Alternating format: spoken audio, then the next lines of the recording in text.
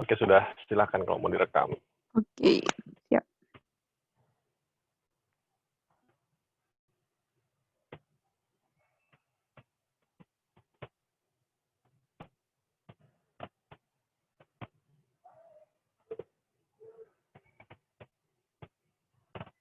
Ya, jadi hari ini kita akan belajar mengenai biaya menurut akuntansi dan perpajakan. Tapi nanti penekanannya di sini lebih ke menurut perpajakan.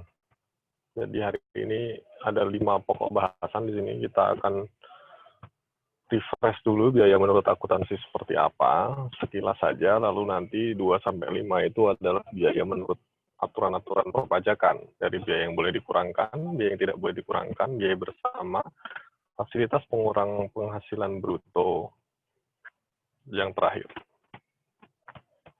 Oke, kita mulai saja, kita masuk pokok bahasan pertama. Itu kita akan bicara biaya menurut akuntansi.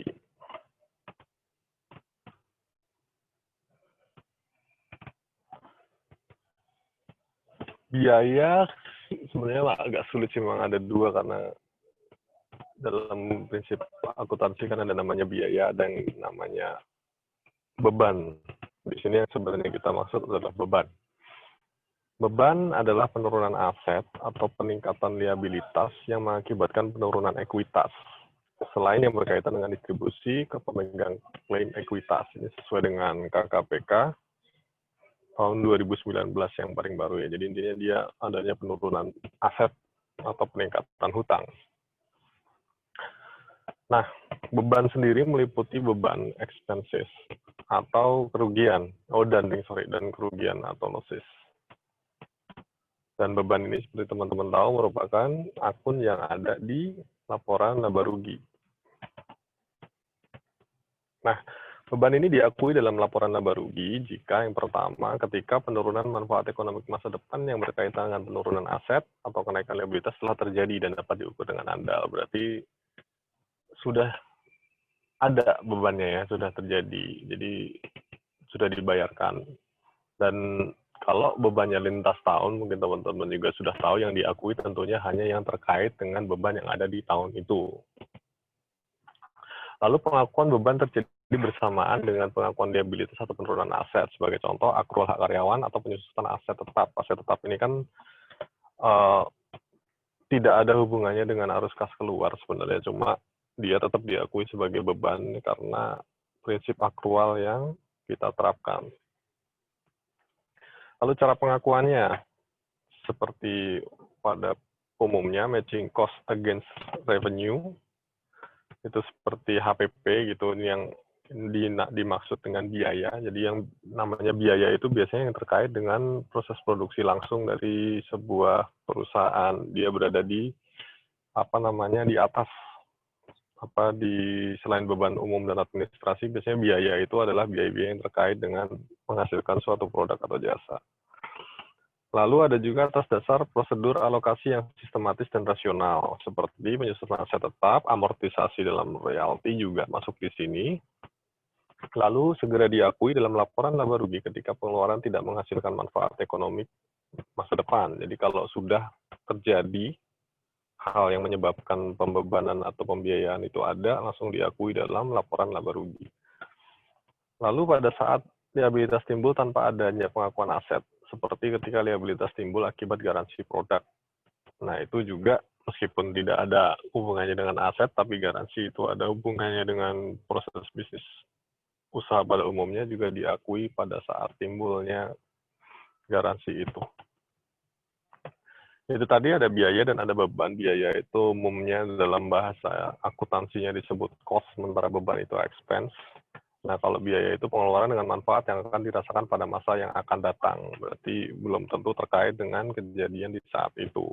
Kalau proses produksi kan otomatis berlangsung dalam periode-periode tertentu.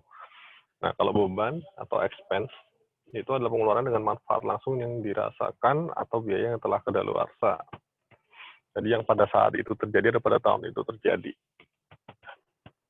Nah, kalau pengukurannya ini berdasarkan IFRS ya, jadi kalau biaya historis atau historical cost itu dinilai berdasarkan nilai yang terrealisasi atau settlement atau penyelesaian.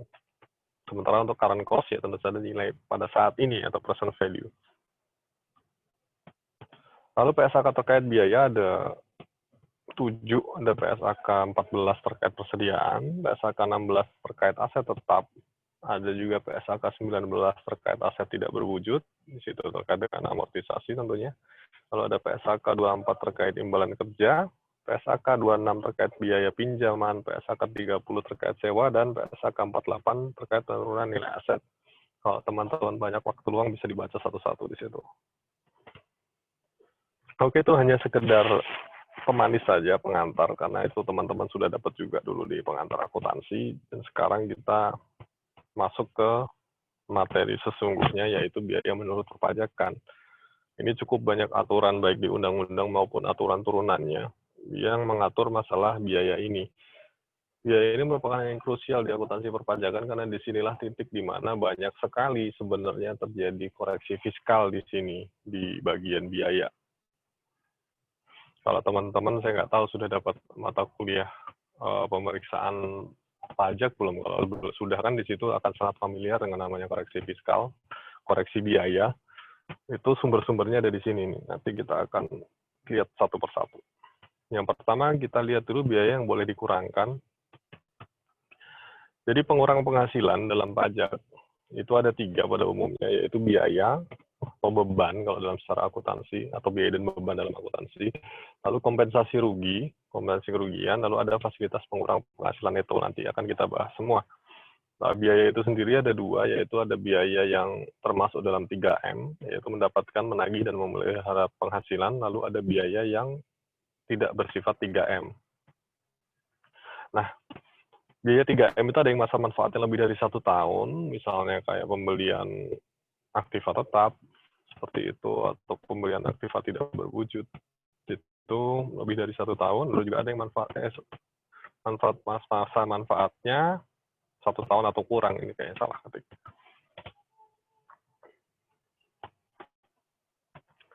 Nah, pada umumnya biaya yang dapat dikurangkan dari penghasilan neto itu ada di pasal 6 ayat 1 Undang-Undang Pajak Penghasilan, yaitu biaya untuk mendapatkan, menagih, dan memelihara penghasilan. Jadi itu titik kunci dari biaya yang boleh dibebankan dalam pajak itu adalah itu, yaitu 3M, termasuk yang pertama, biaya yang secara langsung atau tidak langsung berkaitan dengan kegiatan usaha.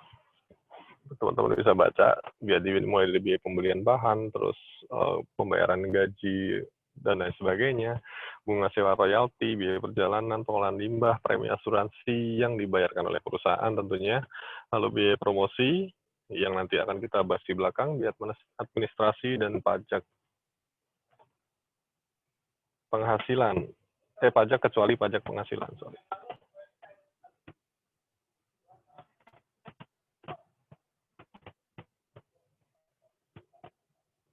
Nah, lalu ada juga biaya penyusutan, yaitu atas pengeluaran untuk memperoleh harta berwujud, termasuk di sini amortisasi atas pengeluaran untuk memperoleh hak atau biaya lain yang tidak berwujud tentunya, yang mempunyai masa manfaat lebih dari 1 tahun. Di situ juga boleh dikurangkan, tapi juga tadi juga sudah sempat saya sebutkan yang boleh dikurangkan tentu bagian di tahun itu saja. Ada juga iuran kepada dana pensiun yang bernilai telah disahkan Menteri Keuangan, kerugian karena penjualan atau pengalihan harta yang digunakan untuk 3M tentunya, kerugian selisih kurs, biaya penelitian dan pengembangan perusahaan yang dilakukan di Indonesia, ini penting sekali. Karena banyak, kalau secara komersial semua boleh dibebankan tentunya, tapi kalau pajak hanya yang lead banknya itu dilakukan di Indonesia. Lalu ada juga biaya beasiswa, magang, dan pelatihan.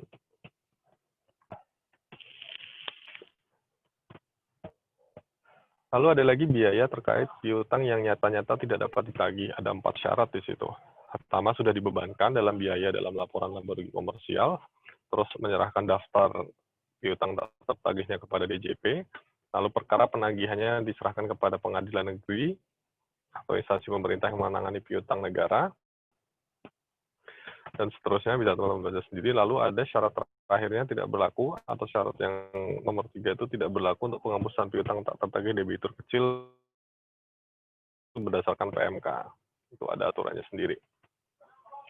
Lalu ada juga di situ sumbangan. Sumbangan juga sangat dibatasi, sumbangan apa saja yang boleh dikurangkan, nanti akan kita bahas di belakang juga. Lalu sumbangan dalam rangka litbang juga boleh, biaya pembangunan infrastruktur sosial diatur dengan peraturan pemerintah, sumbangan fasilitas pendidikan juga diatur dengan peraturan pemerintah, sumbangan dalam pembinaan olahraga juga diatur dalam peraturan pemerintah. Nanti akan kita bahas satu persatu. Ini gambaran besarnya. Nah, sebelum itu ada biaya-biaya yang nanti akan kita bahas, dari misal promosi, entertainment, pengelolaan software, biaya ponsel dan kendaraan, biaya bunga, sumbangan, penghapusan piutang yang akan kita bahas hari ini. Biaya promosi pertama ini menurut dari aturan turunan tadi di undang-undang sudah ada. Nah, ini aturan turunannya ada di PMK nomor 2 tahun 2010.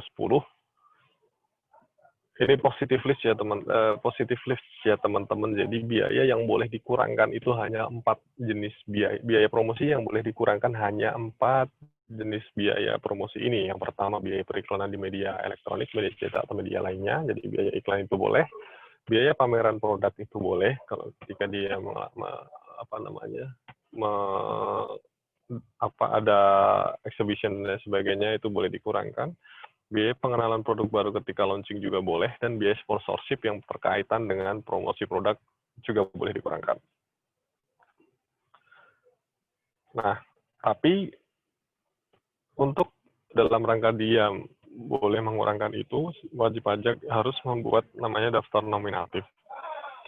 Di dalamnya paling nggak ada namanya siapa, NPWP, alamat, tanggal, bentuk, dan jenis biaya, besarnya biaya berapa, nomor bukti pemotongan, dan besarnya PPh yang dipotong. Karena kan biaya yang dikeluarkan oleh, atau beban yang dikeluarkan oleh perusahaan itu menjadi objek pajak bagi penerimanya di sana tentunya, dan itu harus dipotong oleh perusahaan. Nah, di sini harus ada infonya segini.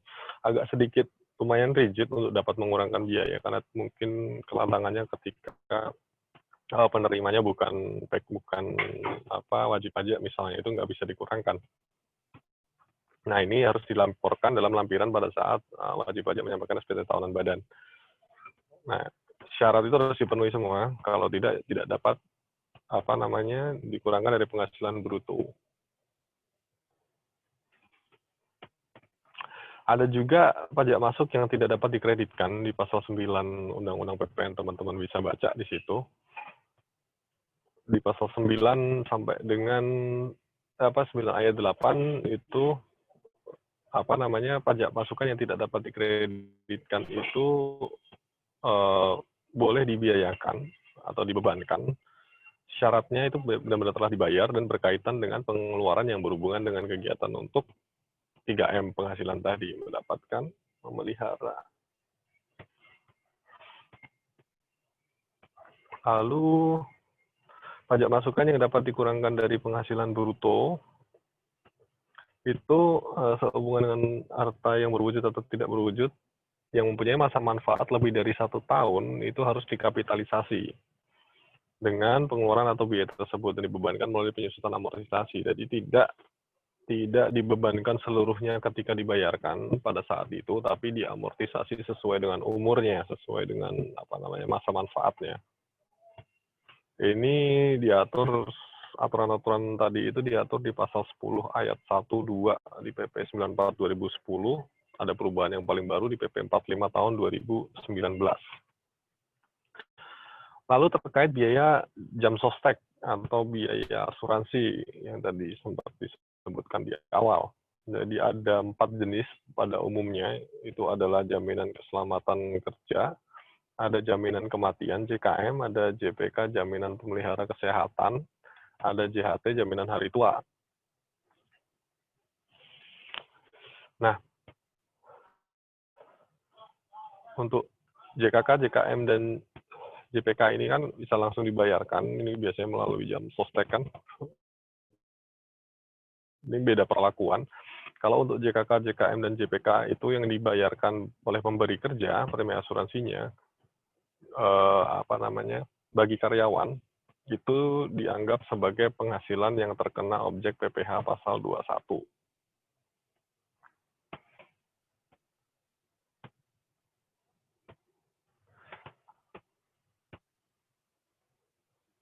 Lalu bagi pemberi kerja sendiri itu boleh dikurangkan dari penghasilan neto.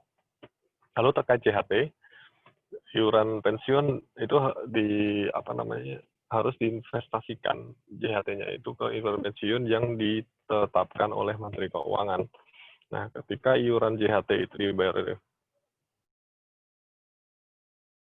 perusahaan, kalau bagi pemberi kerja itu boleh dikurangkan. Sementara bagi karyawan, itu pengenaan PPh-nya ditangguhkan karena untuk JHT ini akan PPh-nya nanti akan dipungut atau dipotong itu pada saat JHT-nya dibayarkan nanti di ujung. Jadi tidak boleh tidak diakui sebagai objek pajak penghasilan pada saat dibayarkan oleh perusahaan. Tapi pada saat nanti akumulasi atau gunggungan di akhir periode itu diberikan baru dipotong pajaknya di sana untuk JHT. Kalau yang lain itu boleh dikurangkan pada saat pembayaran. Lalu atas kerugian selisih kurs atau mata uang asing itu ada di penjelasan pasal 6 ayat 1-nya huruf E tadi. Itu kerugian karena fluktuasi yang diakui berdasarkan sistem pembukuannya di atas data asas sesuai dengan standar akuntansi keuangan yang berlaku di Indonesia. Jadi pada prinsipnya sih boleh gitu ya. Pada prinsipnya boleh. Tidak ada aturan yang membuat dia tidak boleh sebenarnya untuk dikurangkan. Lalu biaya lead bank yang dilakukan di Indonesia itu penekanannya itu di pasal 6 ayat 1 huruf F Undang-Undang PPh. Jadi biaya yang boleh dikurangkan itu ada jumlah wajar untuk menemukan teknologi dan sistem baru bagi pengembangan perusahaan. Itu yang boleh, jadi jumlah wajarnya. Nah, apa aja sih biaya lead bank ini? Yang pertama adalah biaya yang dikeluarkan untuk pengembangan produksi atau product development. Lalu juga biaya yang untuk meningkatkan efisiensi perusahaan, termasuk teknologi untuk pengembangan proses atau proses teknologi. Ini ada di KMK nomor 769 tahun 90 dan sampai sekarang kayaknya belum ada perubahan dan masih berlaku. Oke, lalu biaya beasiswa, magang, dan pelatihan itu adalah biaya yang dikeluarkan untuk keperluan beasiswa, magang dan pelatihan. Maka peningkatan kualitas SDM dapat dibebankan sepanjang pertama itu memperhatikan kewajaran.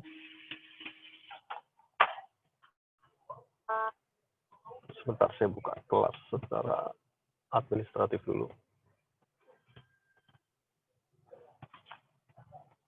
Oke.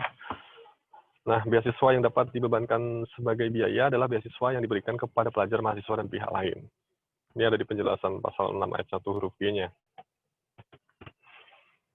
Lalu piutang yang nyata-nyata tidak dapat ditagih. Tadi sudah sempat disebut di awal, yaitu syaratnya yang pertama telah dibebankan dalam biaya sebagai biaya dalam laporan laba rugi komersial. Lalu daftar piutangnya itu harus diserahkan ke DJP, bentuknya hard copy dan soft copy. Dan berarti akumulatif ya, tiga-tiganya harus dipenuhi. Setelah diserahkan perkara penagihannya kepada pengadilan negeri atau instansi pemerintah yang menangani piutang negara. Berarti dengan kata lain si BP ini sudah tidak lagi melakukan penagihan, tapi penagihannya itu diserahkan kepada pihak lain, kan gitu. Lalu juga atau jika tidak ada perkara penagihannya, ada perjanjian tertulis mengenai penghapusan piutang atau pembebasan utang antara kreditur dan debitur yang bersangkutan. Jadi perusahaan itu dengan orang yang berhutang kepada dia itu ada surat perjanjian, intinya nanti tidak akan ditagih di kemudian hari, intinya seperti itu. Makanya itu yang boleh dikurangkan sebagai biaya. Atau telah dipublikasikan dalam penerbitan umum atau khusus, jadi mungkin kalau teman-teman sempat baca berita zaman dulu, di surat kabar, di koran gitu ada list penghapusan piutang dari sebuah perusahaan itu sebagai syarat sebenarnya untuk dapat dibiayakan. Lalu adanya pengakuan dari debitur, ini atau yang nomor 3 ini memenuhi salah satu saja sudah boleh dibebankan sebenarnya. Lalu yang terakhir adanya pengakuan dari debitur bahwa utangnya telah dihapuskan untuk jumlah utang tertentu. Jadi ini kalau yang tadi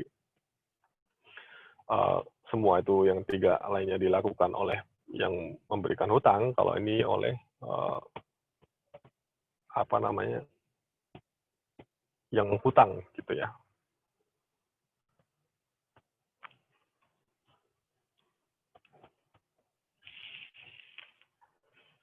Lalu ada lagi syarat keempat, itu untuk menggugurkan syarat ketiga tadi sih sebenarnya. Jadi kalau yang angka 3 tadi tidak berlaku, penghapusan piutang tak tertagih, debitur kecil, ada yang diatur di pasal 4 ayat 1 huruf K Undang-Undang PPH, karena dia sebagai objek pajak di sana. Nah, ini kalau mau teman-teman lebih mendalami masalah piutang tak tertagih yang dapat dibiayakan itu, ada di PMK nomor 105 tahun 2019, yang perubahan terakhirnya di PMK 207 tahun 2015. Lalu sumbangan, tadi ada bermacam-macam sumbangan, coba kita bahas satu persatu. Itu ada di huruf I, J, K, L, M. Diatur lebih lanjut di Peraturan Pemerintah nomor 93 tahun 2010, tadi juga sudah disebutkan di awal, yaitu sumbangan dalam rangka penanggulangan bencana nasional, sumbangan dalam rangka litbang yang dilakukan di Indonesia, biaya pembangunan infrastruktur sosial, sumbangan fasilitas pendidikan, dan sumbangan dalam rangka pembinaan olahraga. Nah, agar dapat dibiayakan, itu yang pertama, WP itu tidak rugi tahun sebelumnya. Jadi WP punya penghasilan neto fiskal berdasarkan SPT tahunan tahun sebelumnya. Berarti dia tidak rugi ya, maksudnya dia punya penghasilan neto fiskal. Nah, kenapa gitu? Karena yang kedua syaratnya adalah, ini syaratnya akumulatif, dari semua harus dipenuhi empat-empatnya. Terus pemberian sumbangan atau biaya tidak pemberian sumbangan itu tidak menyebabkan kerugian pada tahun pajak sumbangan diberikan. Jadi dengan kata lain, sumbangan itu tidak boleh melebihi laba bersih dari sebuah perusahaan di tahun itu. Lalu harus ada didukung dengan bukti yang sah.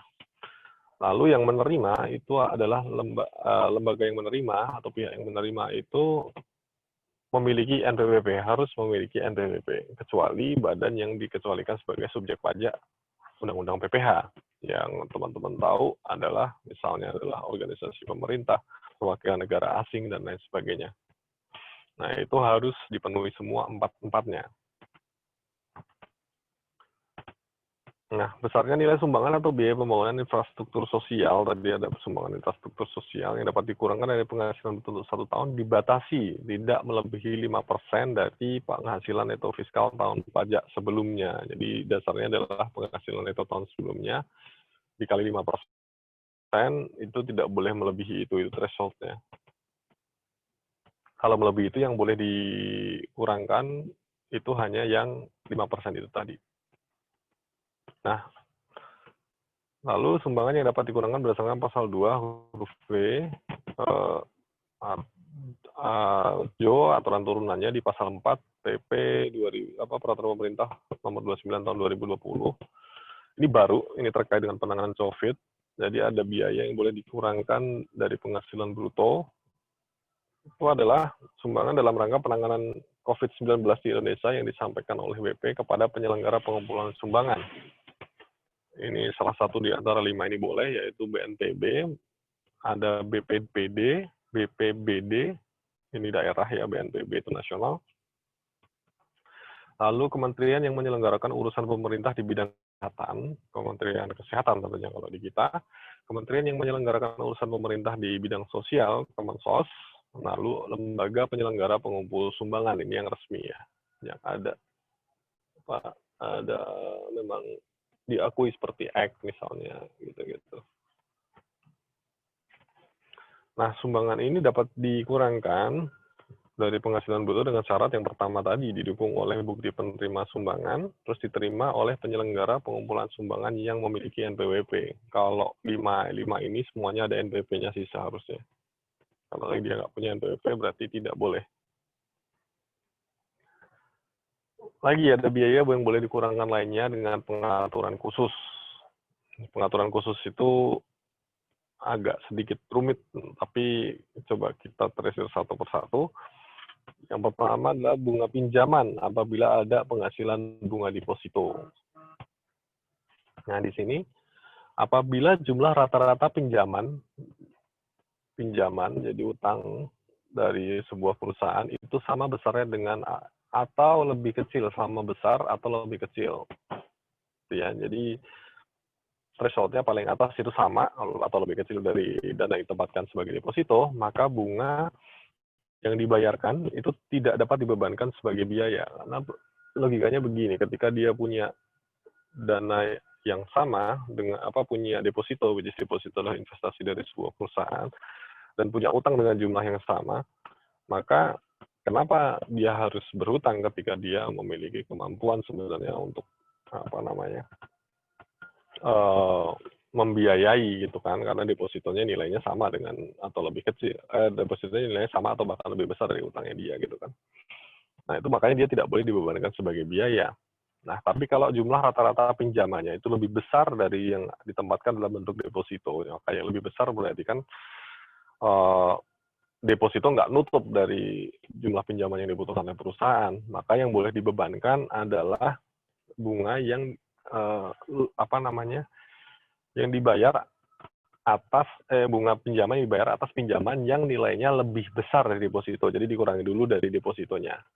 Gitu. Jadi nilai pinjaman katakanlah 100, dia punya deposito 50, maka bunganya bukan bunga atas 100, tapi bunga atas 100 dikurangi 50. Itu yang boleh dibebankan.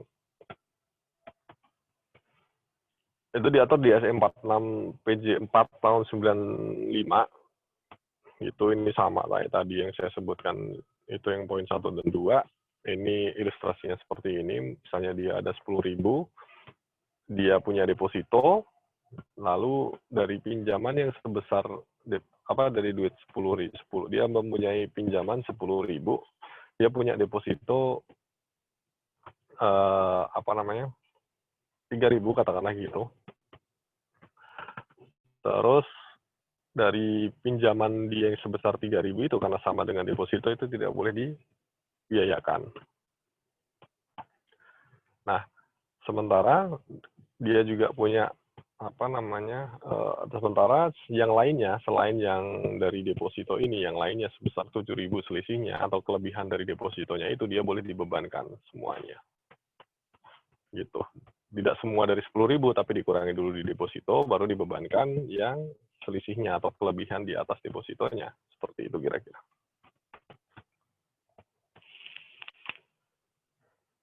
Lalu ada lagi yang diatur tersendiri. Ini tadi yang dimaksud dengan perlakuan khusus tadi, karena pada prinsipnya kan semua biaya itu boleh dibebankan semuanya, gitu ya. Tapi ada beberapa biaya yang tadi seperti contohnya bunga pinjaman dan sekarang kita akan bahas masalah telepon seluler itu yang tidak boleh diakui atau cuma boleh diakui sebagian saja. Nah, seperti contohnya ini terkait pemakaian telepon seluler. Jadi atas biaya perolehan atau pembelian HP yang dimiliki atau dipergunakan perusahaan untuk pegawai tertentu karena jabatan dan pekerjaannya. Ini biasanya untuk level manajerial. Dia kan ada perusahaan memberikan fasilitas bagi manajernya untuk mendapatkan HP dari perusahaan. Dan HP ini harus diakui sebagai aset tetap di perusahaan tentunya. Gitu loh. Bukan diberikan diberikan gitu aja kepada penerimanya, tapi harus diakui sebagai aset perusahaan. Nah, itu boleh dibebankan sebagai biaya perusahaan sebesar 50% atau separuhnya dari jumlah biaya perolehan pembelian melalui penyusutan aktiva tetap di kelompok 1. Jadi dia disusutkan selama 4 tahun. Jadi katakanlah garis lulus dia beli katakanlah HP seharga 10 juta, maka per tahun itu kan secara penyusutan di kelompok 1 berarti kan dia 2,5 juta setiap tahun kan gitu, 10 juta dibagi 4 misalnya garis lurus. Nah tapi tidak 2,5 juta itu yang boleh dikurangkan, dibagi 2 dulu, yang boleh diakui secara komersial boleh diakui 2,5 juta, tapi secara perpajakan nanti akan dikoreksi separuhnya gitu. Jadi tahun itu dia hanya boleh membebankan 1.250.000 misalnya sebagai contoh seperti itu. Nah itu untuk perolehan handphonenya atau telepon selulernya. Nah untuk biaya perlangganan, misalnya prepaid atau postpaid atas pulsanya atau perbaikan HP jika ada kerusakan gitu, dapat dibebankan sebagai biaya perusahaan juga sama sebesar 50% dari biaya yang dikeluarkan oleh perusahaan.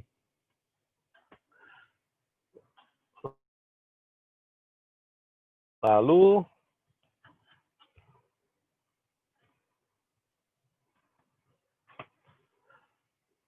agak nyempil di sini, ini masalah pembelian atau perbaikan kendaraan bis, minibus atau sejenisnya yang digunakan atau dipergunakan perusahaan untuk antar jemput pegawai. Ini boleh dibebankan semuanya dan harus dimasukkan ke golongan ke kelompok 2 untuk penyusunan aktiva tetapnya, yaitu 8 tahun. Itu tadi masalah biaya perolehannya atau biaya pembeliannya, atau perbaikan besar itu berarti melebihi dari 50% dari nilai bukunya sih biasanya gitu, kategori besar. Nah, kalau punya pemeliharaan rutin atau servis-servis rutinnya itu juga sama, dapat dibebankan seluruhnya sebagai biaya perusahaan. Tapi itu tadi ya, bis atau minibusnya itu dipergunakan untuk antar jemput pegawai, itu dulu tujuannya. Karena kalau nanti yang lain akan beda lagi perlakuannya.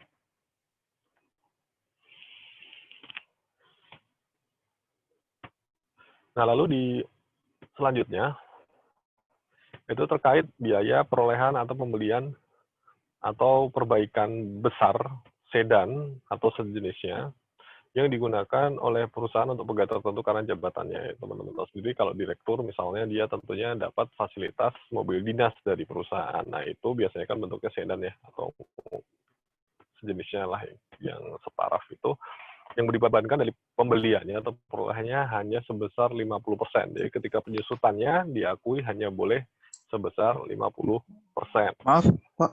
Ya. Hafid minta di ACC, Pak. Biasa sih. Oh iya, sorry. Oke.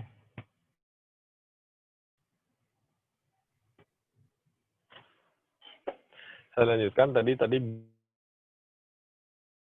penyusutannya hanya boleh diakui 50% ya. Sementara pemeliharaan rutin yang bukan setiap bulan ya, mungkin 6 bulan sekali ada servis rutin sedannya gitu kan, itu juga sama. Jadi hanya boleh diakui sebesar 50% dari biaya yang dikeluarkan. Nah, apabila atas penghasilan wajib pajak tersebut dibebani biaya-biaya yang dikenakan PPh final atau norma penghitungan khusus, maka biaya itu sudah termasuk ke dalam penghitungan PPh final. Dengan kata lain, biaya itu tidak boleh dibebankan karena sudah dihitung dalam PPh final. Jadi semua biaya yang terkait dengan penghasilan final tidak dapat dikurangkan di dalam laporan keuangan fiskal karena sudah diperhitungkan dalam penghasilan finalnya itu sendiri. Nah, biaya-biaya tadi itu yang dibebankan tadi tidak merupakan penghasilan bagi pegawai perusahaan yang bersangkutan, seperti HP tadi, mobil sedan, karena semuanya itu kan masih merupakan aset dari perusahaan. Oke, lalu kita akan bicara mengenai biaya entertainment, representasi, jamuan, dan sejenisnya, tapi ini tetap terkait untuk 3M penghasilan gitu ya. Itu pada dasarnya boleh semua dikurangkan. Akan tetapi, wajib pajak itu harus dapat membuktikan bahwa biaya-biaya tersebut telah benar-benar dikeluarkan dan benar ada hubungannya dengan kegiatan untuk 3M, mendapatkan, menagih, dan memelihara. Nah, sama dengan tadi biaya promosi, di sini juga ada kewajiban dari WP untuk melampirkan pada SPT tahunannya itu daftar nominatif biaya entertainment ini apa saja. Diatur di SE 27 tahun 86 yang sampai sekarang masih berlaku. Selain pajak penghasilan, seperti contohnya BPHTB, PBB. Nah, itu BPHTB, BA untuk BA perolehan hak atas tanah dan bangunan. Nah, itu adalah dalam rangka biaya untuk memperoleh hak atas tanah bangunan. Lalu PBB, kalau BPHTB itu hanya sekali ketika dia beli ya. Kalau PBB ini kan akan berulang terus setiap tahun. Pajak yang terkait dengan pemilikan hak atau perolehan manfaat atas tanah bangunan. Nah, BPHTB itu harus terkait dengan 3M perusahaan gitu ya. Jadi memang digunakan dalam proses bisnis perusahaan. Itu dapat dikurangkan, tapi melalui amortisasi hak atau tanah sepanjang hak atas tanah itu dapat diamortisasi sesuai dengan ketentuan pasal 11A Undang-Undang PPh. Yes? Mau tanya tadi di slide sebelumnya. Sebelumnya, oke.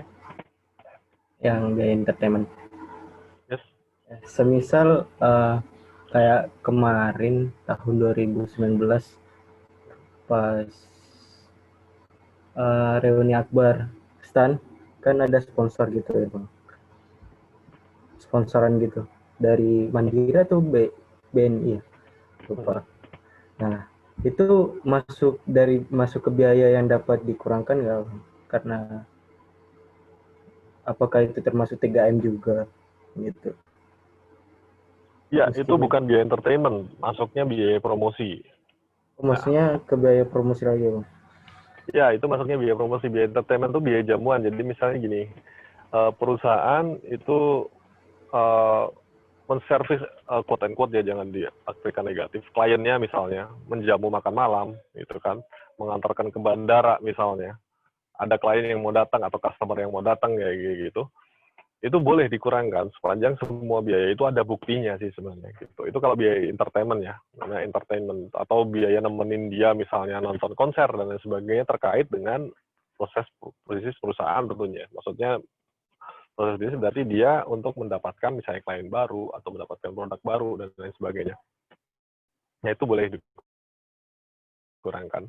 Kalau sebagai tadi contohnya biaya apa namanya ketika mandiri atau yang lain sebagainya itu memberikan sponsorship pada suatu kegiatan atau suatu acara, katakanlah reuni Akbar Stan kemarin, itu boleh dalam under biaya promosi sebenarnya.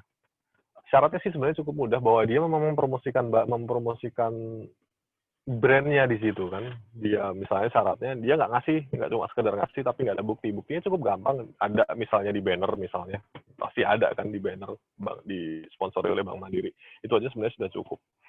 Tapi kan ada juga dia mengaku sebagai biaya sponsor, cuma nggak pernah ada buktinya bahwa dia memberikan sponsor ke situ gitu loh. Misalnya dia ngasih ke Karang Taruna RT dan lain sebagainya, nggak ada buktinya, bukti foto atau bukti penerimaan, itu dia nggak boleh dikurangkan. Gitu, Mat. Ahmad ya tadi ya? Bang. Kasih, Bang. Oke. Gitu ya, teman-teman. Kalau mau tanya, langsung saja. Takutnya kalau sampai belakang ini kan cukup banyak bahasanya, nanti keburu lupa. Saya dipotong saja, nggak ada masalah. Oke, saya lanjutkan. Kalau nanti ada yang mau ditanyakan, silahkan. Jadi, tadi kembali tadi yang poin C. Jadi, biaya BPHTB itu diamortisasi ya. Diamortisasi sesuai dengan umur tanah itu. Jadi, kalau dia masuk permanen di pasal 11A, kalau tanah itu kan 20 tahun ya. Berarti dia diamortisasi sepanjang 20 tahun atas biaya yang dikeluarkan. Dan garis lurus kalau tanah.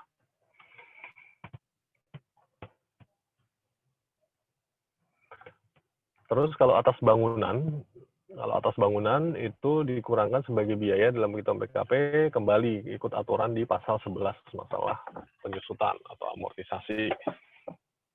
Nah, PBB ini yang setiap tahun ada, itu dikurangkan sekaligus semuanya pada tahun itu, karena ini kan bayar memang hanya untuk tahun itu. Nah, tapi kembali ya, ketika BPHTB dan PBB tadi itu tidak terkait dengan penerimaan yang apa namanya tidak apa maksudnya bahwa dia termasuk biaya itu sebenarnya termasuk dengan penghasilan final yang termasuk dalam penghasilan final, itu nggak boleh dikurangkan sebenarnya, karena penghasilan final dan bukan objek atau yang udah norma penghitungan penghasilan khusus itu semua biaya sudah diperhitungkan di sana, jadi nggak boleh dikurangkan lagi di dalam laporan laba rugi komersial.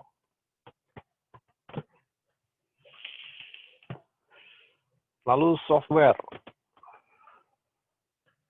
Software ini merupakan harta yang tidak berwujud. Nah, otomatis dia pembebanannya harus melalui amortisasi. Karena masa manfaatnya tentunya software lebih dari 1 tahun. Di kelompok 1, pasal 11A ayat 2 Undang-Undang BPH. Kelompok 1 berarti dia disusutkan selama 4 tahun dengan metode garis lurus atau saldo menurun. Nah, tapi ada juga kan software yang berupa aplikasi umum yang sekali beli saja gitu. Itu dilakukan sebagai operasional rutin aja, dianggap sebagai habis pakai sehingga boleh dibebankan langsung pada saat tahun itu. Misalnya untuk beli Windows benar kayak gitu, beli Microsoft Word, Office misalnya, itu boleh langsung dibebankan di tahun itu. Tapi kalau katakanlah sistem informasi dari perusahaan yang akan berlangsung bertahun-tahun, maka dia masuk ke situ, ke poin A tadi, di amortisasi sesuai dengan kelompok 1. Nah, lalu upgrade-nya, upgrade dari software itu juga dibebankan langsung pada saat terjadinya pengeluaran.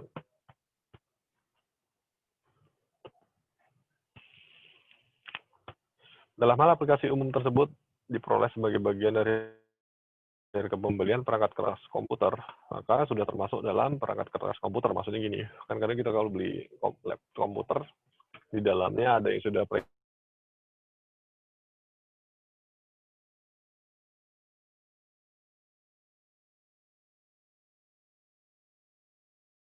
pre-install khusus ya, jadi bukan yang umum dijual, tapi yang khusus ini biasanya yang specifically made untuk perusahaan itu, yang dibuat khusus untuk perusahaan itu, sesuai dengan 3M, pembebanannya melalui amortisasi harta tidak berwujud, masuk kelompok 1, 4 tahun, dengan metode garis lurus, atau saldo menurun. Lalu dalam hal pengeluaran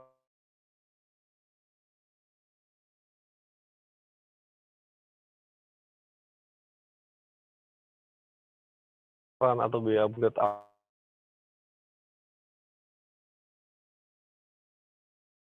aplikasi khusus itu, bahkan dulu dengan nilai sisa dari aplikasi. Jadi dia melekat kepada aplikasinya. Upgrade itu kan berarti dia menambah masa manfaat kan sebenarnya dari sebuah aplikasi khusus tadi. Maka ditambahkan dulu dia, nah nanti diamortisasi sesuai dengan masa manfaat yang baru. Jadi ditambahkan dulu, katakanlah tadi masuk kelompok 1, di tahun kedua dia ada upgrade, terus karena upgrade-nya itu dia bisa berjalan selama 4 tahun lagi, maka tadinya harusnya sisa 2 tahun menjadi 4 tahun. Nah, itu yang diamortisasi bersama-sama dengan aplikasi, nilai buku aplikasi pada periode itu, pada 2 tahun itu. Jadi katakanlah tadi 100, sudah diamortisasi misalnya 50, karena 100 dibagi 4. Terus karena 2 tahun berarti dia nilai bukunya tinggal separuhnya, tinggal 50. Terus dia upgrade dengan nilai 50. Maka itu ditambahkan dulu selama 100, lalu itu dimasukkan ke dalam kelompok 1 lagi misalnya. Nah, itu diamortisasi dari situ 100 4 tahun ke depan secara garis lurus misalnya, jadi dibagi 4. Seperti itu. Jadi ditambahkan, bukan bukan dihitung secara terpisah. Nah, atas pengeluaran biaya perolehan upgrade berupa aplikasi sebelum berlakunya ini yang diperoleh di tahun sebelum 2002 dapat diamortisasi mulai dari dari tahun 2002 berdasarkan sisa manfaat untuk kelompok 1, karena ada perubahan sisa manfaat kelompok 1 kalau nggak salah di tahun 2000-an. Gitu untuk biaya software dan lain sebagainya. Lalu ada juga biaya pengembangan tanaman industri. Nah, biaya pengembangan tanaman industri ini khusus sih untuk yang terkait ini ya, tidak semua perusahaan tentunya punya biaya ini gitu. Nah, itu harus dikapitalisasi juga gitu. Yang tanaman industri yang berumur lebih dari 1 tahun dan hanya 1 kali memberikan hasil. Nah, umumnya sih lebih dari 1 tahun, tapi mungkin ada yang kurang dari 1 tahun. Kalau kurang dari 1 tahun, ya dibebankan di tahun itu. Sementara kalau lebih dari 1 tahun masa manfaatnya, maka dia harus dikapitalisasi atau disusutkan atau diamortisasi. Nah, itu selama periode pengembangannya, biayanya itu selama periode pengembangannya harus dikapitalisasi selama periode pengembangannya, pas 10 tahunnya harus dikapitalisasi selama 10 tahun, dan merupakan bagian dari harga pokok penjualan pada saat tanaman industrinya dijual. Nah, jadi ya wajar karena dikapitalisasi kan berarti dia adalah ketika pembelian dia tidak masuk di biaya semua tapi masuk di aset, maka dapat dianggap sebagai semacam quote and quote persediaannya gitu ya. Jadi akan menjadi bagian dari ketika tanaman itu dijual itu menjadi harga pokok produksi di situ. Lalu biaya pengembangan itu apa aja sih? Pembelian bibit, pemeliharaan, pembesaran tanaman sampai dengan tanaman itu dijual. Itu biaya pengembangan tanaman industri. Ini ada di peraturan pemerintah nomor 94 tahun 2010 yang diubah terakhir dengan PP 45 tahun 2019. Lalu juga biaya pemeliharaan ternak sama juga dengan ketentuan tadi tanaman industri. Ini buat perusahaan yang bergerak di bidang ternakan misalnya. Nah, di situ juga sama dikapitalisasi sama periode pemeliharaan jika ternaknya memberikan manfaat lebih dari 1 tahun. Terus juga merupakan bagian dari harga pokok penjualan pada saat dijual. Nah, biaya pemeliharaan ini dari pembelian bibit, pemeliharaan, sampai dengan pembesaran ternak sampai dijual.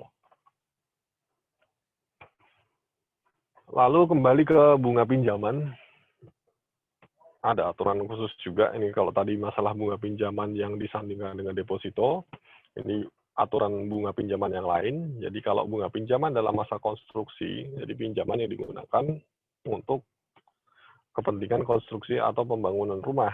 Nah, kalau ini digunakan dalam kaitannya, bunga pinjamannya ini untuk konstruksi atau pembangunan rumah sebagai barang dagangan, jadi untuk perusahaan real estate, itu bunga pinjaman ini tidak dibebankan sendiri, tapi harus digabungkan dengan komponen harga pokok tanah atau bangunan, karena dia sebagai bahan dagangan kan otomatis. Nah, dia tidak boleh diakui sebagai tersendiri, karena bunga pinjaman yang diakui tersendiri itu yang tidak terkait quote and quote secara langsung dalam proses produksi, karena ini kan berkaitan secara langsung dalam proses produksi. Ada di SE 4 tahun 96. Lalu bunga pinjaman atas dana yang diperuntukkan untuk memperoleh penghasilan final dan bukan objek pajak. Nah, misalnya ini. Jadi dia meminjam, jadi PT A itu membeli saham dari PT B 30% dengan dana pinjaman dari 3 miliar. Jadi dana pinjamannya itu memang dia meminjam uang khusus untuk membeli saham PT B, si PT A kan gitu.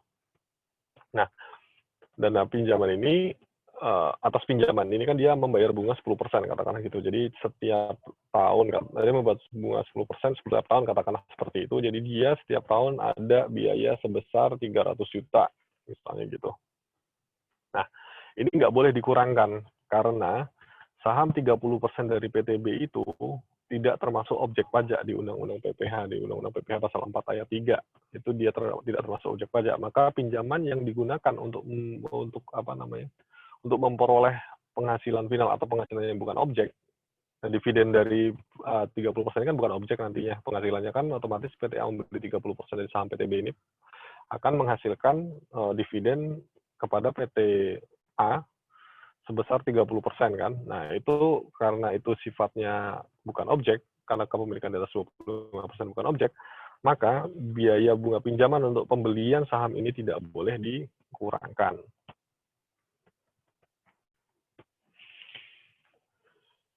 Lalu ada lagi ketentuan mengenai debt to equity ratio 4:1, jadi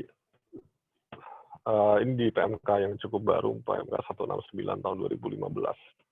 Nah, perbandingan debt to equity ratio dalam sebuah perusahaan itu 4:1 yang boleh dikurangkan ya. Jadi kan dia punya equity katakanlah 1M, maka utang paling besar yang dia boleh punya itu adalah 4M.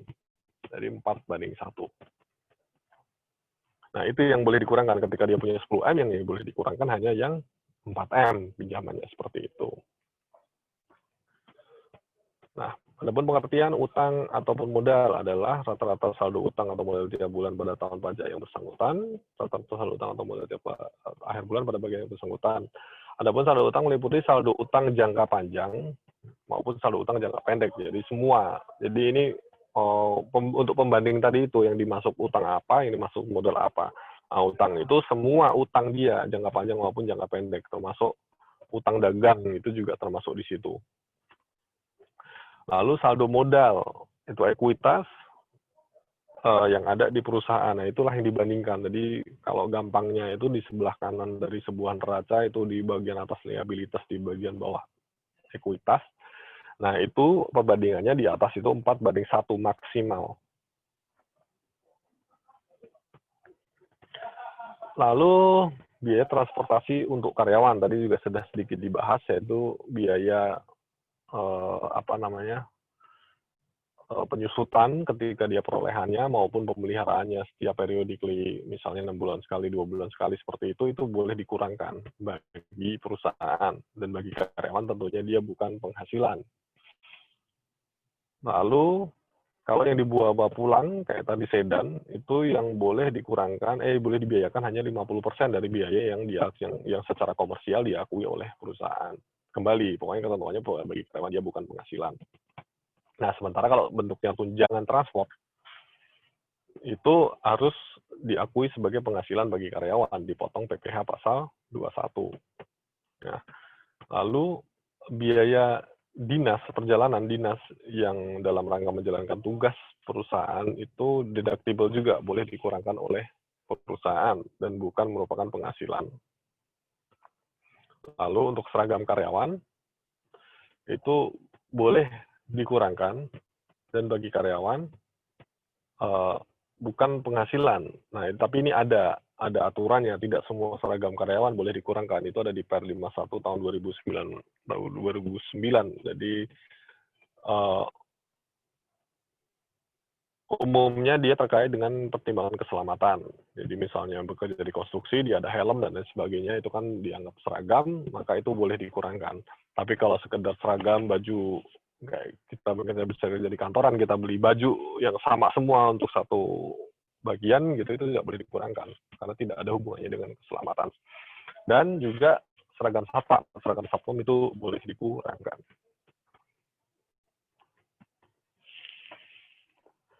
Nah, lalu kita akan bicara mengenai kompensasi kerugian. Nah, kompensasi kerugian ini boleh dikompensasikan sampai dengan maksimal dia 5 tahun. Jadi, katakanlah rugi di tahun 2011, dia akan dikompensasikan untuk tahun 2012 ke depan sampai 5 tahun. Nah, misalnya di tahun 2014, boleh dikompensasikan di 2015 sampai 2019. Kita kasih contoh.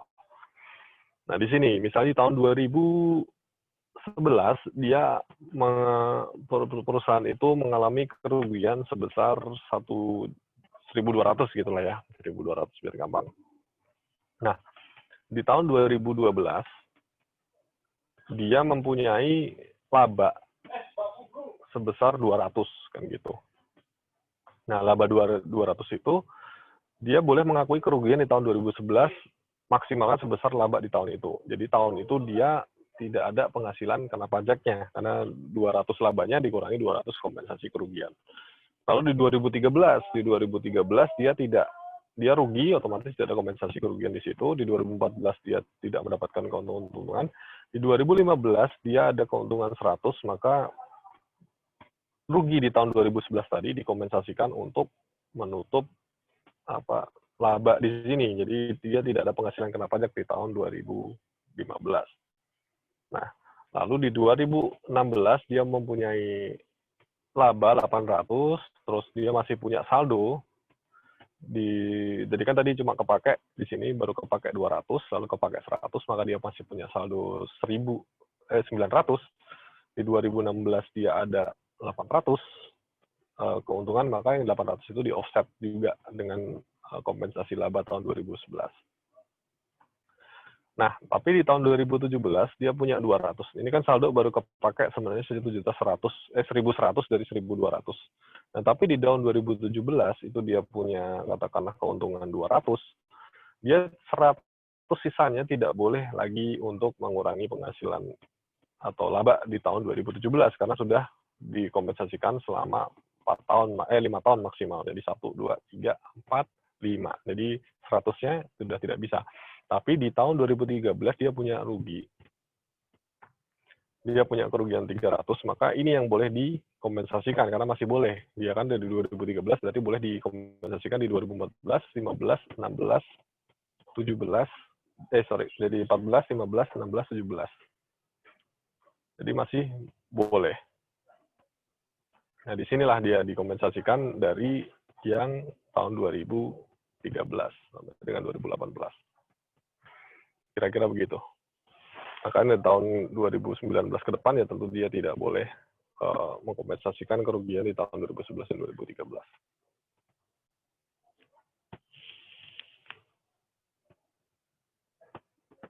Lalu biaya yang tidak boleh dikurangkan, pembahasan ketiga kita dari 5 bahasan hari ini. Diatur di pasal 9 ayat 1 Undang-Undang PPh.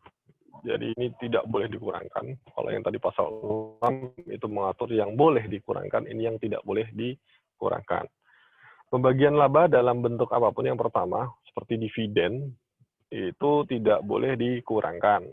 Lalu biaya yang dibebankan untuk kepentingan pribadi pemegang saham, sekutu atau anggota juga tidak boleh dibebankan.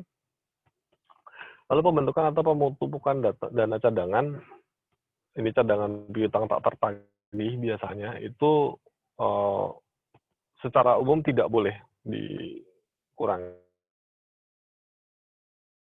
kecuali bank di sini. Bank itu boleh mencadangkan piutang tak tertagih di situ. Lalu asuransi juga boleh, LPS boleh, biaya cadangan biaya reklamasi untuk pertambangan boleh, terus penanaman kembali untuk usaha kehutanan juga boleh di situ, dan biaya penutupan pemeliharaan tempat pembuangan limbah industri itu juga boleh, tapi ini harus mengikuti syarat-syarat yang diatur di PMK. Jadi ini saja yang boleh dibebankan sebagai biaya cadangannya. Selain itu tidak boleh. Lalu premi asuransi kesehatan, asuransi kecelakaan, asuransi jiwa, asuransi diguna yang dibayar oleh WPOP itu tidak boleh juga dikurangkan di sini sebagai pengurang penghasilan itu, kecuali premi tersebut dibayar oleh pemberi kerja yang depan tadi, itu boleh. Lalu penggantian imbalan sehubungan dengan pekerjaan atau jasa yang dibelikan dalam bentuk natura, jadi bukan dalam bentuk uang, itu tidak boleh dikurangkan, kecuali penyediaan makan minum di kantin, misalnya. Disediakan oleh perusahaan di kantin yang terserah karyawannya, mungkin teman-teman familiar dengan Google, ada kantin, terserah di situ karyawan mau makan, itu boleh dikurangkan. Tapi kalau selain itu, karena natura itu nggak dinilai dengan uang, nah selain itu dia nggak boleh dikurangkan. Kecuali ada juga di daerah tertentu, natura daerah tertentu itu boleh dikurangkan, tapi itu diatur melalui peraturan Menteri Keuangan. Lalu jumlah yang melebihi kewajaran dibayarkan kepada pemegang saham atau pihak lain yang mempunyai hubungan istimewa sebagai imbalan sehubungan dengan pekerjaan yang dilakukan. Jadi prinsip arm's length transaction berlaku di sini. Jadi biaya itu harus wajar, kalau enggak bisa bahaya gitu kan. Maksudnya katakanlah kepada pemberi hubungan istimewa, dia normalnya kalau dia melakukan dengan yang tidak punya hubungan istimewa, itu jauh lebih besar kepada yang punya hubungan istimewa, maka tidak boleh jumlah yang melebihi kewajaran itu tidak boleh dibebankan semuanya, hanya yang boleh sesuai dengan yang seakan-akan tidak ada hubungan istimewa. Kira-kira seperti itu.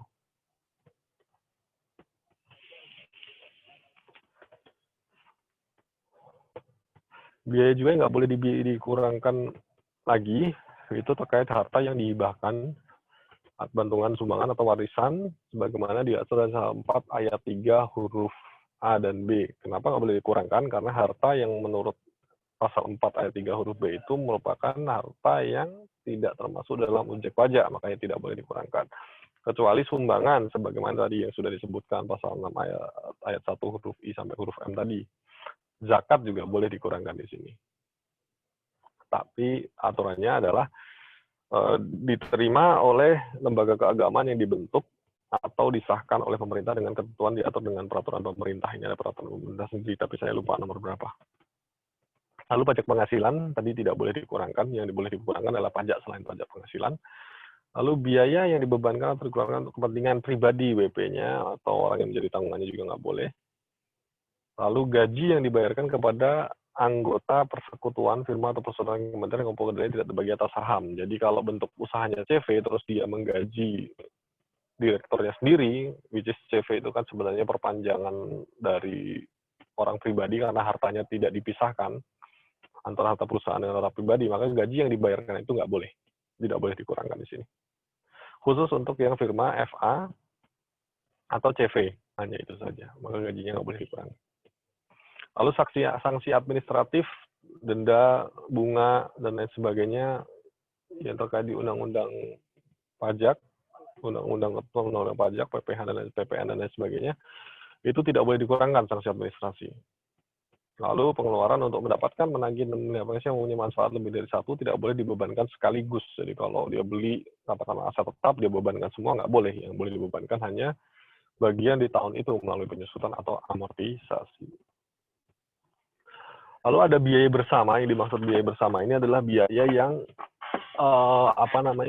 tidak dipisahkan gitu ya. Jadi WP itu sebenarnya harus memisahkan pembukuannya atas penghasilan yang bersifat final yang nggak final itu harus dipisahkan, lalu penghasilannya objek dan bukan objek harus dipisahkan, lalu yang mendapatkan dan tidak mendapatkan fasilitas perpajakan pasal 31A Undang-Undang PPH. Nah, itu harus dipisahkan sebaiknya gitu kan. Jadi baik penghasilannya maupun biaya terkait dengan penghasilan tersebut. Nah, yang tidak dapat dipisahkan itu nanti harus dihitung dengan secara proporsional. Jadi misalnya kita ngambil contoh di poin A, jadi perusahaan itu punya 2 lini usaha, ada yang menghasilkan penghasilan yang final, ada yang nggak final. Ini paling gampang mungkin teman-teman ngambil contoh perusahaan konstruksi, yang tidak seluruhnya melakukan konstruksi. Nah, itu harus dipisahkan yang final dan tidak final. Jadi kalau tidak dipisahkan, maka biayanya diakui secara proporsional. Jadi misalnya gini, katakanlah dia punya penghasilan total 100, yang 50 itu final, yang 50 itu tidak final, maka perbandingannya adalah 50 banding 50. Nah, ketika dia punya biaya 80, maka yang boleh dibiayakan itu yang terkait yang tidak final itu adalah sebesar 50% dari, karena perbandingan 50-50, 50% dari 80, 40 yang boleh dibiayakan, kira-kira seperti itu, proporsional itu. Diatur kembali di PP 45 yang perubahan terakhir tahun 2019. Ini contohnya tadi, kira-kira seperti ini sih sama ya. Jadi tadi saya contohkan, jadi misalnya dia punya penghasilan final 300, lalu yang tidak final 200, jumlah penghasilan 500, jadi yang tidak final inilah yang boleh dikurangkan, karena yang final itu tidak boleh dikurangkan karena dihitung sendiri. Maka biaya-biaya bersama yang tidak dapat dipisahkan tadi itu dihitung secara proporsional. Jadi 2/5 dikali biayanya, seperti ini. Kira-kira seperti itu. Oke, pembahasan terakhir kita masalah fasilitas perpajakan. Pertama, fasilitas pengurangan penghasilan bruto atas penyelenggaraan kegiatan praktek kerja dan lain sebagainya. Nah, ini diatur kembali di PP 94 tahun 2010, sebagaimana diubah terakhir dengan PP 45 tahun 2019. Nah, itu kepada BP Badan Dalam Negeri yang menyelenggarakan kegiatan praktek kerja magang atau pembelajaran yang berbasis kompetensi tertentu dapat diberikan pengurangan penghasilan bruto paling tinggi 200% dari biaya yang dikeluarkan untuk kegiatan praktek kerja, pemagangan, atau pembelajaran. Ini kenapa dianggap sebagai fasilitas? Tentunya dengan pertimbangan-pertimbangan. Kenapa karena dia pertama dia jelas dia diakui lebih besar dari seharusnya. Harusnya kan dia cuma bisa diakui sebesar nilai yang dikeluarkan, dia boleh mengakui bahkan sampai 200%.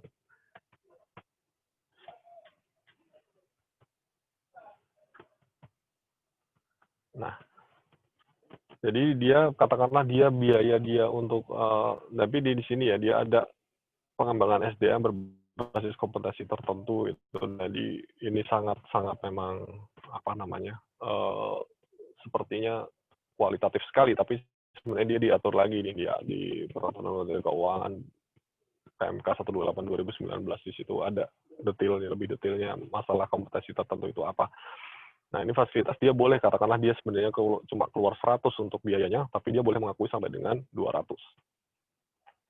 Nah, kompetensi tersebut merupakan kompetensi meningkatkan kualitas tenaga kerja melalui praktek kerja magangan dan pembelajaran yang strategis untuk mencapai efektivitas dan efisiensi tenaga kerja sebagai bagian dari investasi sumber daya manusia dan memenuhi struktur kebutuhan tenaga kerja yang dibutuhkan oleh dunia usaha atau dunia industri. Masih sangat kualitatif sekali kalau saya bilang, normatif sekali. Cuma memang ini diberikan supaya trade-off-nya adalah sumber daya manusia kita bertambah skill-nya, bertambah knowledge-nya, karena ada ini. Makanya perusahaan yang mempunyai program untuk pengembangan ini diberikan insentif atau fasilitas sebesar pembiayaan sebesar 200% dari biaya yang sebenarnya dikeluarkan.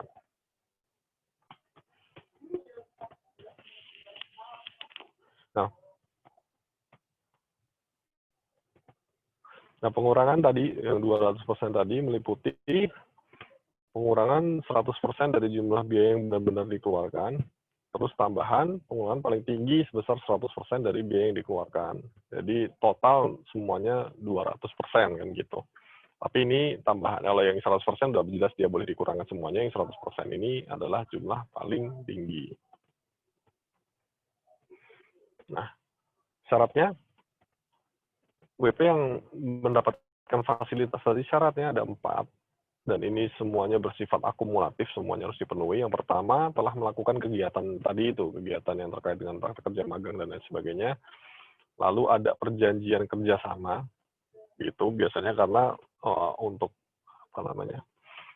kegiatan-kegiatan ini dia dilakukan oleh pihak lain, maka ada perjanjian kerjasama di sana, lalu tidak dalam keadaan rugi pada saat di tahun fiskal pemanfaatan tambahan pengurangan bruto. Jadi biaya atas dia boleh menggunakan 20% itu tidak boleh mengakibatkan perusahaan itu rugi di tahun itu, kan intinya gitu. Dia tetap untung di tahun itu. Lalu dia telah menyampaikan surat keterangan fiskal yang diminta ke PJP. Nah, kompetensi tertentu itu apa? Nah, ini diatur di sini nih. Pertama, dia SMK atau MA untuk siswa atau tenaga kependidikan. Intinya ini yang bersifat kejuruan. Atau kalau perguruan tinggi, dia harus yang bersifat programnya itu vokasi. Vokasi itu apa ya? Mungkin semacam diploma ya, diploma. Jadi bukan sarjana ya. Kayak gitu-gitu dia boleh juga. Dan atau balai latihan kerja atau perorangan peserta latihan infrastruktur dan atau tenaga kepelatihan yang mungkin dimiliki sendiri oleh perusahaan. Jadi misalnya kayak BCA dia punya sekolah sendiri, dia boleh mengurangkan sampai dengan 200%. Nah, daftar kompetensi itu bisa dilihat di situ daftarnya apa aja, sudah rigid sebenarnya di lampiran A PMK 128 tahun 2019. Masih terkait hal itu, untuk praktek kerja dan magang itu diikuti oleh siswa, orang yang belajar di situ, pendidik atau tenaga kependidikan di SMK atau MA yang terkait dengan kejuruan. Sama juga di pendidikan vokasi, dia mahasiswa, pendidik atau tenaga kependidikannya. Lalu yang tadi di balai pelatihan, itu pesertanya atau instrukturnya. Lalu terakhir dan atau perorangan yang tidak terikat hubungan kerja dengan pihak manapun yang dikoordinasikan oleh instansi yang menyelenggarakan urusan pemerintah di bidang ketenaga kerjaan pusat. Jadi pihak-pihak dari Kemenaker misalnya di situ itu juga masuk dalam cakupan yang cakupan kegiatan praktek kerja atau pemagangan itu.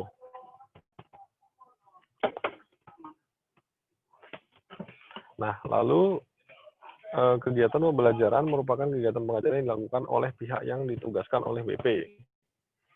Jadi tadi itu kenapa jadi harus ada PKS-nya, karena pembelajaran itu tidak dilakukan sendiri oleh WP, tapi dilakukan oleh pihak lain. Nah, kegiatan itu dilakukan oleh pihak lain itu untuk mengajar di sekolah menengah kejuruan, madrasah, atau perguruan tinggi diploma pada pendidikan vokasi dan atau balai latihan kerja. Jadi tidak dilakukan oleh WP-nya sendiri. Lalu cakupan biayanya apa aja yang terkait dengan penyelenggaraan kegiatan praktek kerja pemagangan pembelajaran? Itu pertama, biaya terkait penyediaan fasilitas fisik khusus, misalnya tempat pelatihan, lalu biaya penunjangnya terutama listrik, air, bahan bakar, pemeliharaan, dan lain sebagainya. Lalu biaya yang dikeluarkan untuk membayar instruktur atau pengajar, di situ juga termasuk dalam biaya yang boleh dikurangkan dan dapat fasilitas tadi. Lalu barang atau bahan untuk keperluan pelaksanaan praktek kerja, pemagangan atau pembelajaran itu juga boleh dikurangkan. Lalu honorarium atau pembayaran sejenis yang diberikan kepada siswa, kan teman-teman tahu sendiri kalau magang dan sebagainya banyak yang dibayar. Nah, itu juga boleh dikurangkan. Lalu biaya sertifikasi kompetensi siswa, biasanya setelah selesai dia mempunyai sertifikasi atau apapun itu, atau tambahan tambahan pembelajaran yang menghasilkan sertifikasi itu juga boleh dikurangkan. Tapi kembali itu harus sesuai dengan peraturan perundang-undangan. Lembaganya itu memang lembaga yang kredibel ya, yang memang boleh untuk mengeluarkan sertifikasi itu. Lalu atas fasilitas ada juga terkait dengan kegiatan litbang yang dilakukan di Indonesia. Ini sama, dia boleh di super deduction kita istilahnya, jadi biayanya boleh dibebankan lebih dari seharusnya kalau ini sampai dengan 300% dari jumlah yang dikeluarkan. dalam perkembangan waktu di Indonesia yang diberikan dalam jangka waktu tertentu. Nah, lead bank itu sendiri harus menghasilkan inovasi, invensi, atau penemuan baru, inovasi, penguasaan teknologi baru, dan atau alih teknologi bagi pengembangan industri untuk peningkatan daya saing. Inilah poinnya kenapa dia diberikan fasilitas karena untuk meningkatkan daya saing industri nasional. Nah, ini ketentuan lebih lanjut juga diatur dalam PMK. PMK ini saya belum baca sih sejujurnya kalau yang untuk yang terkait ini. Ini super deduction ya, insentif terkait super deduction. Oke, cukup berat, cukup banyak yang harus ditamkan, tidak perlu dihafal sih menurut saya gitu. Jadi secara logika sebenarnya teman-teman sudah bisa dapat atas biaya-biaya apa saja yang boleh dikurangkan, biaya yang nggak boleh dikurangkan, sama biaya-biaya yang mendapatkan fasilitas itu tadi. Materinya hanya itu saja hari ini. Saya buka sesi pertanyaan jika teman-teman ada yang mau bertanya terkait materi barusan. Sesi pertanyaan dimulai, silakan kalau ada yang mau nanya.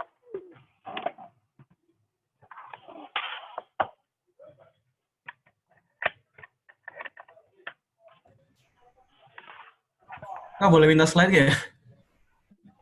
Gimana? Slide yang tadi, slide yang pertemuan yang baru. Boleh, nanti aku kirim di grup ya. Iya.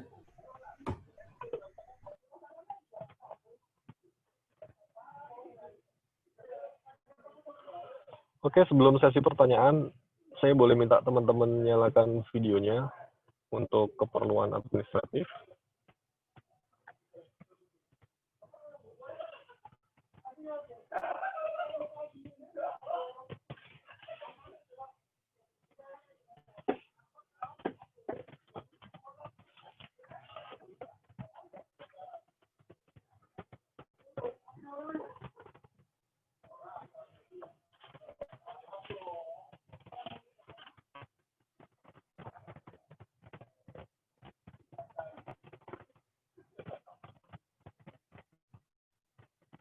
Sudah? Oke, izin saya screenshot ya untuk administrasi di STAN. Oke, siap-siap. Siapkan senyum paling manis untuk administratif di STAN. 1, 2, 3. Oke, terima kasih. Oke, silakan. Kalau ada yang mau ditanyakan.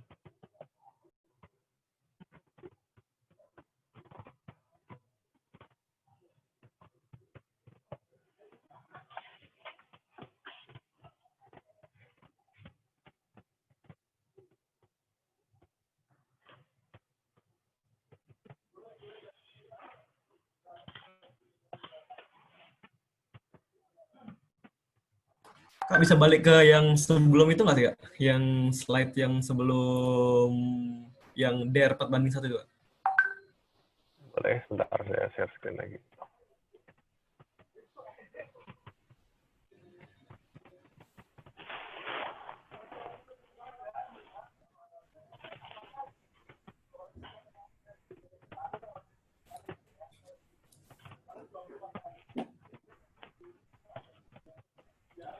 Yang DR.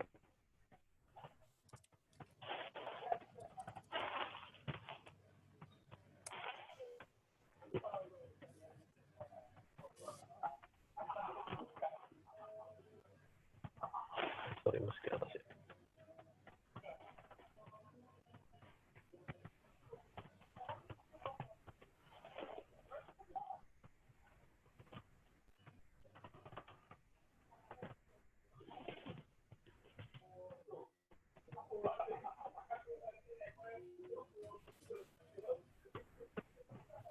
Ya, ini.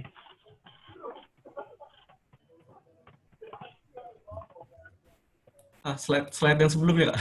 Saya masih kurang paham Sebelumnya. tentang penjelasan yang itu. Hmm. Saya masih kurang paham Yang ini bukan? tentang yang bagian yang ini, Kak. Yang ini. Ya. Yang mana? Yang poin 1 atau poin 2? Yang poin 2. Yang poin 2. Jadi gini. Jadi perusahaan itu pinjam uang semata-mata untuk membeli saham gitu ya. Jadi dia memang biasanya kan di CAL kalau teman-teman baca catatan atas laporan keuangan, di sana kan ada keterangan pinjaman itu dipakai buat apa. Kan pinjaman bisa dipakai buat membeli barang dagang misalnya, untuk membeli aktiva tetap, dan ini dia untuk membeli saham. Nah, jadi biaya pinjaman atas biaya bunga atas pinjaman yang untuk membeli saham, bukan membeli saham ya, untuk apa ya, untuk nanti hasilnya itu penghasilannya bersifat final atau bukan objek. Jadi gini, contohnya seperti itu tuh. Jadi pada umumnya kan perusahaan ketika punya saham sebesar di atas 25%, itu kan di pasal 4 ayat 3 itu tidak termasuk sebagai objek pajak.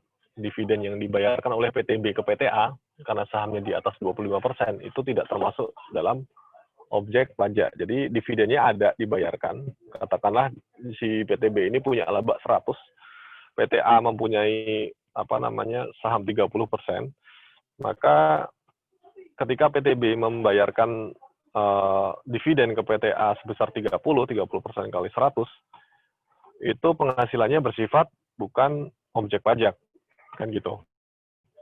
Nah, tapi ketika si PTA ini membeli sahamnya itu menggunakan dana pinjaman atau utang, itu kan kalau dana pinjaman kan ada bunganya, gitu ya. Ada bunganya. Nah, bunga atas pinjaman yang untuk membeli saham ini, karena saham ini kan penghasilannya semata-mata dari dividen aja. Nah, dividen itu pun bukan merupakan objek. Nah, maka pinjaman yang untuk membeli aset atau apapun itu yang menghasilkan penghasilan yang bersifat bukan objek seperti contohnya itu tadi, maka bunganya tidak boleh dikurangkan gitu. Dia minjem masih boleh, dia tetap boleh minjem sebesar 3 miliar itu boleh. Cuma dana pinjamannya itu tidak boleh dikurangkan dalam penghasilan itu. Karena kan yang boleh dikurangkan dalam dalam penghasilan neto perusahaan itu yang boleh dikurangkan hanya yang terkait dengan 3M di penghasilan yang bersifat tidak final, kan tadi dari awal kan gitu. Kalau bersifat final, biaya apapun itu tidak boleh dikurangkan. Nah, karena ini biaya bunga pinjamannya itu untuk menghasilkan penghasilan yang bersifat final, final bukan objek, maka biayanya tidak boleh dikurangkan. Gitu, Bu. Terima kasih Kak, cukup jelas. Siap. Ada lagi?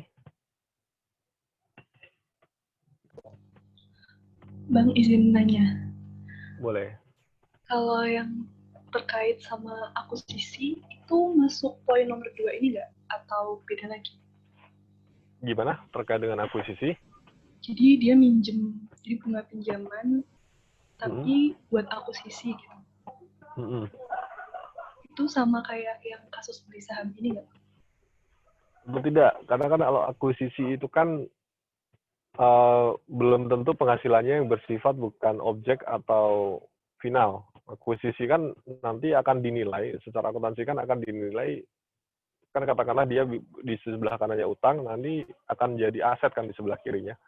Nah, sepanjang aset-aset yang diakuisisi itu tidak ada hubungannya dengan penghasilan yang bersifat final atau yang bukan objek, maka itu boleh dikurangkan gitu. Cuma ya kembali karena akuisisi, kalau akuisisi kan nanti ya berarti biayanya itu sesuai dengan masa manfaat masing-masing aset yang diperoleh dari proses akuisisi atau merger itu. Biayanya diamortisasi atau disusutkan juga pada akhirnya. Gitu kira-kira. Terima kasih. Oke, Astria.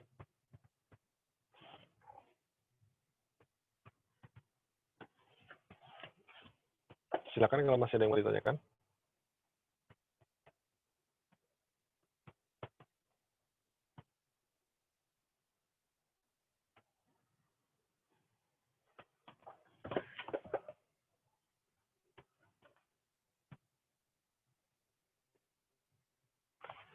Atau kalau mau nanya soal latihan yang minggu lalu juga boleh. Nanti minggu ini juga ada soal latihan lagi soalnya.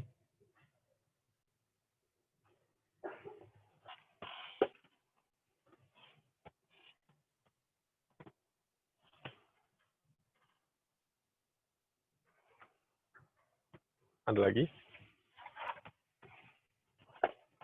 Kalau tidak ada, Zoom-nya boleh kita sudahi. Teman-teman masih boleh diskusi di WhatsApp group. Nggak ada masalah. Dan hari ini sih saya cukup ringan karena cukup menyampaikan materi. Teman-teman kan nggak ada request materi tambahan ya. Jadi buat saya sih lebih enak lagi. Gitu. Jadi monggo kalau mau diskusi kita lanjutkan saja di grup sebelah. Mungkin teman-teman butuh mencerna juga di WhatsApp group. Nanti saya share materi malam ini, juga ada contoh soal di situ untuk memperdalam. Nanti ujiannya sih biasanya diambil dari situ, kira-kira dari contoh-contoh soal yang contoh-contoh latihan, soal latihan yang dibagikan. Nanti di situ silahkan dipelajari. Kalau mau bahas di luar materi pun boleh juga. Karena memang materi 3 minggu ini sih menurut saya masih sangat perkenalan ya, sangat-sangat bersifat teoritis. Belum sampai dengan praktek menjurnalan. Menurut saya teman-teman, saya rasa udah paham lah, udah cukup jago. Tinggal dibaca lagi aja. Gitu ya teman-teman. Jadi saya sudahi saja untuk sesi Zoom-nya, tapi bukan berarti perkuliahan kita selesai. Teman-teman masih boleh berdiskusi di grup WhatsApp. Kurang lebihnya mohon maaf atas penyampaian saya malam ini. Kita lanjutkan di grup sebelah. Di Zoom ini saya tutup dulu. Billahi taufiq wal hidayah. Wassalamualaikum warahmatullahi wabarakatuh. Terima kasih atas perhatiannya selama kurang lebih 1 jam. Waalaikumsalam. Terima kasih. Alhamdulillah. Terima kasih, Kak. Terima kasih, Bang. Terima kasih, Bang. Terima kasih, Bang.